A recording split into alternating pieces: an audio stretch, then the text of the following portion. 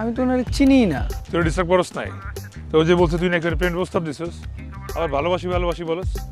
আমার ঘরে বউ আছে ভাই, আমার বউ দেখতে উনার চেয়ে সুন্দরী, আমি কেন ওনার প্রেমে পড়ব?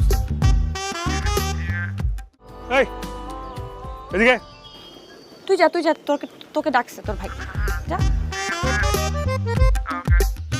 জলদি আয়। কি সমস্যা? আমার তো কোনো সমস্যা নেই ভাইয়া। ওই বিচ্ছুটার কি সমস্যা? ঘুরঘুরি করছে কেন? আমি কি জানি, তুমি ওরে জিজ্ঞেস করো।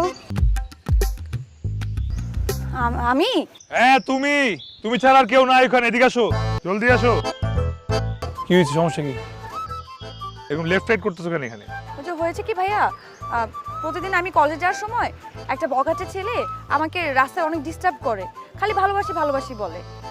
কারণ আমি তো অনেক সুন্দরী, আমার তো একটা ভ্যালু আছে। গরু ছাগল পাগল ভেড়া এগুলো ছাড়া সবাই তো জানে আমার ভ্যালু আছে। এই কিরকম ফালতু কথা বলেছিস? ওই যে ওই ছেলেটা দেখেন, ওই ছেলেটা প্রত্যেক দিন আমি কলেজে যাওয়ার সময় আমাকে ডিস্টার্ব করে, আর এইটা বলার জন্য আমি এখানে আসছি। ভাবছি আপনার কাছে আমি নালিশ করব, আর আপনি তো অনেক রেগে থাকেন এজন্য। হ্যাঁ ও তোমার ডিস্টার্ব করে? হ্যাঁ, আমাকে প্রেমের প্রস্তাবও দিচ্ছে।